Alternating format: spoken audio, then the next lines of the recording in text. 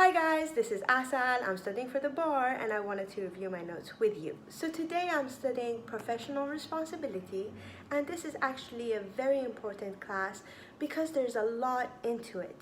And this is just an introductory video, but there's a lot I want to say. As you can see, I pulled out all my notes. So I'm expecting this video to be about 10 minutes long. So I suggest you sit back, have a cup of tea, and just relax with me. What will I be talking about in this video? The first thing I want to talk about is lawyers and morality, because that's very important. For lawyers, morality is a skill. They have to think, and they have to think about the consequences of their actions and what would happen if they file a lawsuit. That's very important. The next thing I would like to talk about is forming a relationship with the client. So the client-lawyer relationship and what that means. And finally, I would like to talk about communications. So I'm trying to put all this topic in one video, and I'll do my best to make it as short as possible. So let's jump right into it. First of all, this book is very important because all the rules are in it. Let's put this book down. The next thing I would like to talk about is this book. This book is actually very good because it talks about lawyers being like a gun, where the client hires a lawyer so that they can use them as a defense, to defend the client. So lawyers can be very powerful and they have to really think before they act. That's very important. Over here, I love it. This is such a good introduction. So I would like to read it for you. Just listen. Moral decisions during a legal representation are important for several reasons. First of all, almost all decisions made in law offices will benefit some people at the expense of others. So lawyers have the power to basically destroy someone's life. So they have to think, what they're doing. They have to look at both sides. So the next thing I would like to talk about is that moral decisions during legal representations are very important for the sake of the client and the lawyer. And also, the obligations to act morally is a matter of obedience to their conscience and to their God. So lawyers have to really act with their conscience, and a lot of the lawyers I met, they're actually really good people. They believe in God, they're Christians. I go to Trinity Law School, so a lot of my professors are really good Christian people. So that's also very important because they have to make good moral decisions. And then finally, this book says that the exercise of morality in the law office is important because it helps to preserve the freedom from domination by the government and others. So we don't want someone to be a bully and dominate the other person. So that's why that's very important. And this book is a really nice book for lawyers and morality. The next thing I would like to talk about is actually this book. This book is Crunch Time Professional Responsibility. I've introduced this book in my other videos, and I love it because it gives a really nice exam tips. So the first exam tip I would like to show you is right here, and it's mostly about the moral philosophy. Over here it says that some essay questions may call on you to discuss moral philosophy. But remember, moral philosophy informs the study of professional responsibility law, but does not replace the legal analysis. And then the next thing is the role of morality.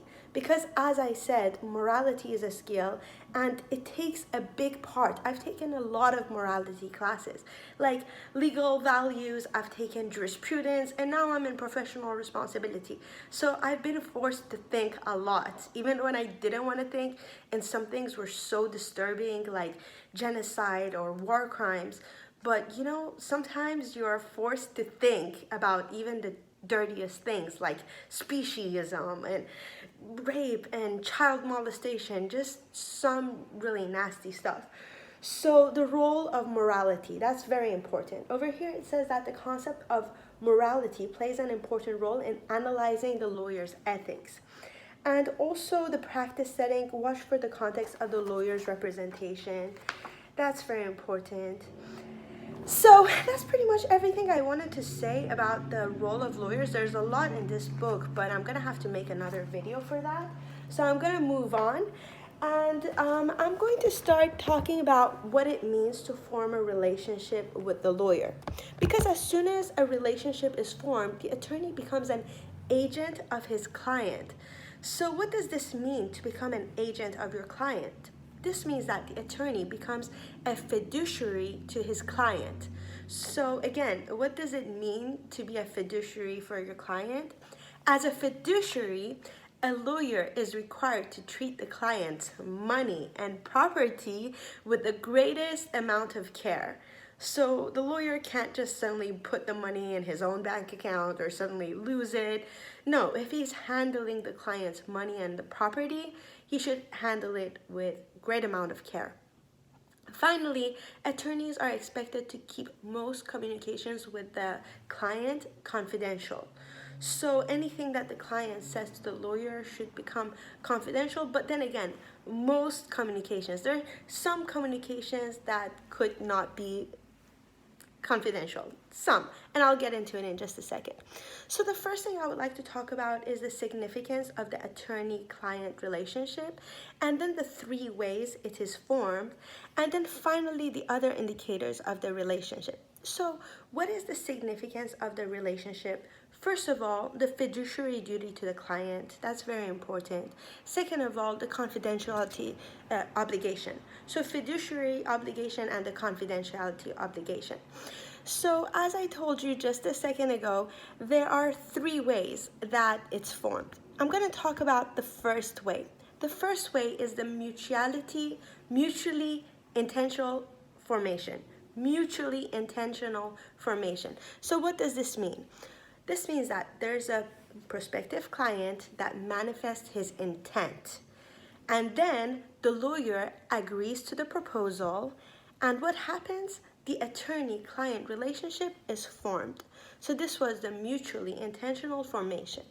And then there's also the unintentional formation. That is the estoppel, which I've talked about in my other videos.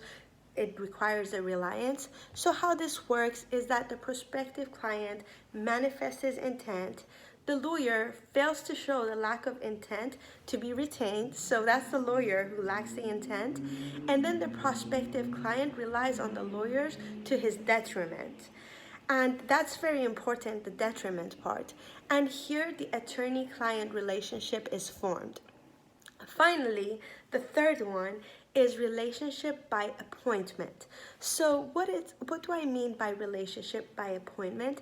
I mean that the court appoints. So the court appoints unless representation will violate the law, or unreasonable financial burden for the lawyer, or repugnant and will impair representation.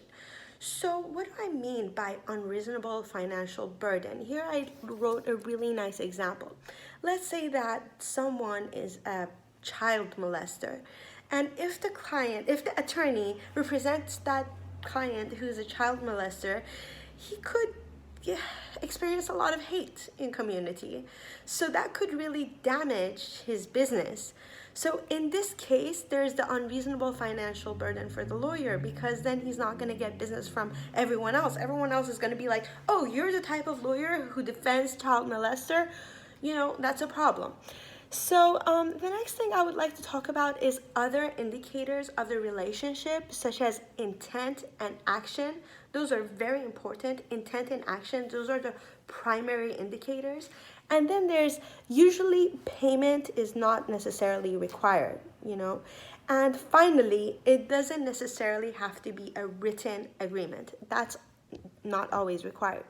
So what I just talked about was the fiduciary duties, the confidentiality, and then the three ways to start the relationship. And finally, I just mentioned that payment and written agreements aren't necessarily required.